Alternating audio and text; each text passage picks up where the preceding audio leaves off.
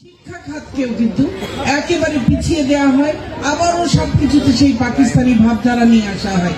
এবং মাহফুজুল ইসলাম সাহেব বলেছেন যে বঙ্গবন্ধুর নাম নিতে পারিনি আমরা।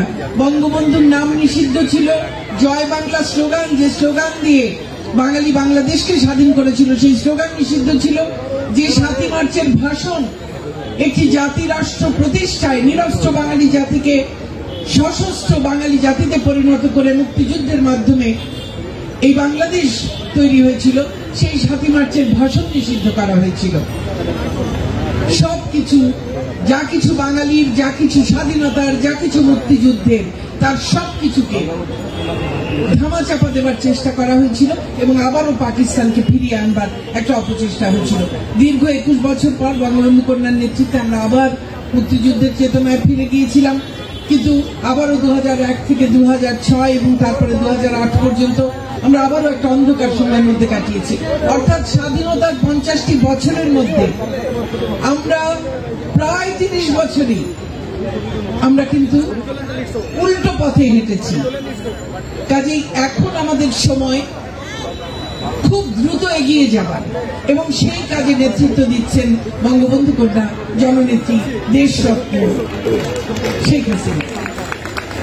আমরা দেখি শেখ হাসিনা ছাত্রলীগকে চান যে তারা হবে এই স্মার্ট বাংলাদেশ গড়বার অন্যতম কারিগর, তারা সামনে থেকে নেতৃত্ব দেবে।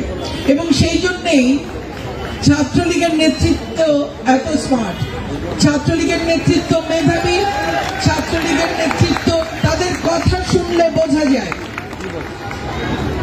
যে তারা নেতৃত্ব দেবার কি পরিমাণ যোগ্যতা রাখেন।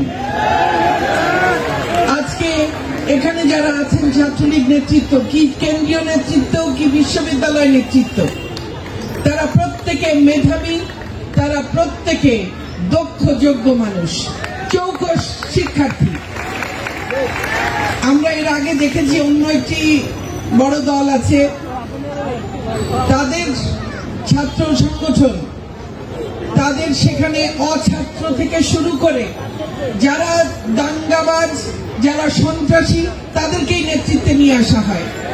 যখন এই বিশ্ববিদ্যালয়ে সেই ছাত্র সংগঠনটির নেতাদের হাতে তৎকালীন প্রধানমন্ত্রী, যিনি এখন দণ্ডিত আসামি এবং মাননীয় প্রধানমন্ত্রী শেখ হাসিনার বদান্যতায় নিজ বাসায় অবস্থান করেন, তিনি যখন তার ছাত্র সংগঠনের নেতা কর্মীদের হাতে অস্ত্র তুলে দিয়েছিলেন, তখন বঙ্গবন্ধু কন্যা ছাত্রলীগের নেতা কর্মীদের হাতে বই তুলে দিয়েছেন, কলম খাতা তুলে দিয়েছেন। তিনি মেধাবী শিক্ষার্থীদের হাতে, চৌকস শিক্ষার্থীদের হাতে, তাদের কাঁধে ছাত্রলীগ পরিচালনার দায়িত্ব তুলে দিয়েছে। আমরা আজকে নতুনভাবে শিক্ষায় যেভাবে এগিয়ে যাবার চেষ্টা করছি, আমি খুব সংক্ষেপে বলবার চেষ্টা করব। সাদ্দাম অনেক কথাই বলে গেছে, রিনানও বলে গেছে, আমি শহরের কথা শুনলাম, ও বলে গেছে। কাজেই আমি খুবই সংক্ষেপে বলবো। আমরা একটা সময় উপযোগী শিক্ষাক্রম প্রণয়ন করেছি, কারণ এখন আমাদের সামনে 2030-এর টেকসই উন্নয়ন লক্ষ্য অর্জনের বিষয়টি রয়েছে, যেটি আমাদের আন্তর্জাতিক অঙ্গীকার, এবং সেখানে 17টি যে গোল বা লক্ষ্য রয়েছে, সেই 17টি গোল দেখলে আপনারা দেখবেন যে গোল 4 যেটি শিক্ষা, সেই শিক্ষা হচ্ছে সবকিছুর কেন্দ্রে। সেই শিক্ষায় যদি আমরা মান অর্জন করতে পারি, সেই শিক্ষা যদি আমরা জীবনব্যাপী শিক্ষা করতে পারি, এবং সেই শিক্ষা যদি সাম্যের শিক্ষা হয়, অন্তর্ভুক্তিমূলক শিক্ষা হয়, তাহলে বাকি যে 16টি গোল আছে, সেই 16টি গোল অর্জন করা অনেক সহজ।